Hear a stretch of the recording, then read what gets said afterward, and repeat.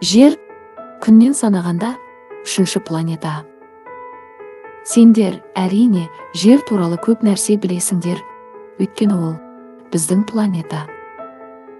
Жер ішкі планеталардың, яғни күнге таяу айналып жүрген 4 тас ғаламшардың ең үлкені болғанымен, ол күн жүйесінің сырт жағына таман орналасқан 4 газдалыптан әлдеқайда кіші. Жер сондай-ақ күннен тысқа қарай жүргенде табиғи серігі бар алғашқы ғаламшар, және күн жүйесіндегі бір ғана серігі бар жалғыз планета. Жердің күн жүйесі планеталары арасындағы бірегейлігі, ол бетінде сұйық күйдегі су бар жалғыз ғаламшар. Басқа планеталар не тым ыстық, сондықтан ондағы су түгел буланып кетеді. Не тым суық болғандықтан су мұз болып қатып қалады. Жер күннен 150 миллион километр қашықтықта орналасқан. Сол себепті ондағы температура судың сұйық болуына қажет деңгейде. Және жерде су өте көп. Жер бетінің 70%-тен астамын мұхит алып жатыр. Бұл мұхиттың ауданы құрлықтан 2 еседен астам артық деген сөз. Жерде су өте мол болғандықтан оны кейде көгілдір планета деп атайды.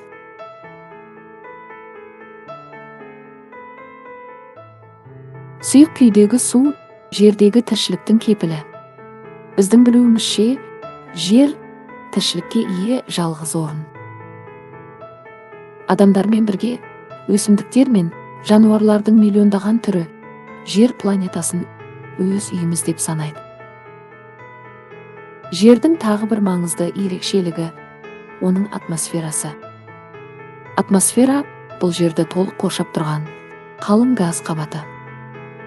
Ол негізінен азот пен оттегінен тұрады. Атмосфера бізге тыныс алуға мүмкіндік береді. Ол сондай күн қызуын ұстайтын жамылғы ретінде әрекет етіп, жердегі жылуды сақтауға көмектеседі. Атмосфераның тағы бір пайдасы, ол жерді күннің зиянды ультракүлгін сәулелерінен, сондай-ақ метеорлардан қорғайды. Ғарыштан жерге құлаған нәрсенің бәрі атмосферадағы газдарға үйкеледі, қатты қызады. Олардың көбі планета бетіне жетпей-ақ толық өртеніп кетсе, қалғандары жерге тигенше әлдеқайда кішірейеді.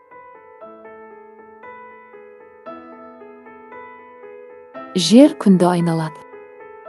Күнді бір айналып шығуға қажет уақыт жыл деп аталады. Жер күнді 365 күннен сәл астам уақытта бір айналып шығады. Сондықтан бір жылда әдетте 365 тәулік бар. Жер сонымен бірге өз білігінен де үйіріледі. Жерге бір үйірілуге қажет уақыт күн не тәулік деп аталады. Жер әр 24 сағат сайын бір үйірілім жасайды. Сол себепті тәулікте 24 сағат бар. Жер тіп-тік үйірілмейді. Ол еңкейген. Жердің солтүстік және оңтүстік полюстерін қосатын сызық жер білігі деп аталады. Және ол 23 градусқа көлбеу. Жердің еңкеюі неге маңызды? Жер білігінің көлбеулігі жыл мезгілдері ауысуының себебі. Жердің бір жарты шары күнге қарай еңкейгенде, онда жаз шығады. Ал күннен қарама қарсы бағытқа бұрылғанда қыс түседі.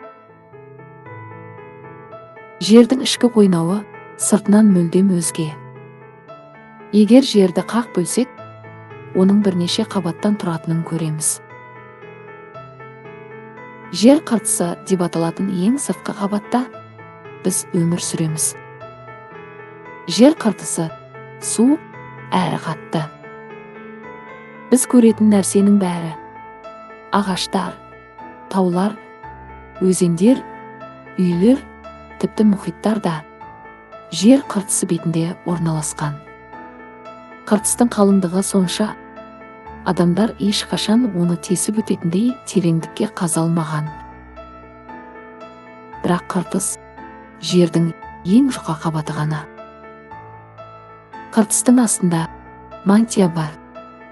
Мантия балқыған тау жыныстарының немесе магманың қалың қабаты.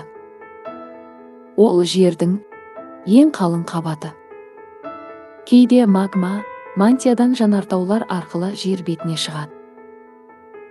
Ядро жердің тура ортасында орналасқан, және ядро өте ыстық, ондағы температура мыңдаған градусқа жетеді.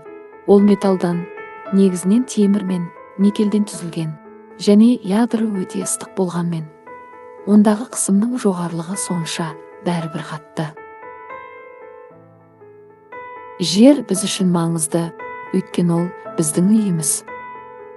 Дәл қазір жерде 8 миллиардтай адам, сондай-ақ миллиондаған өсімдік пен жануар түрі өмір сүреді.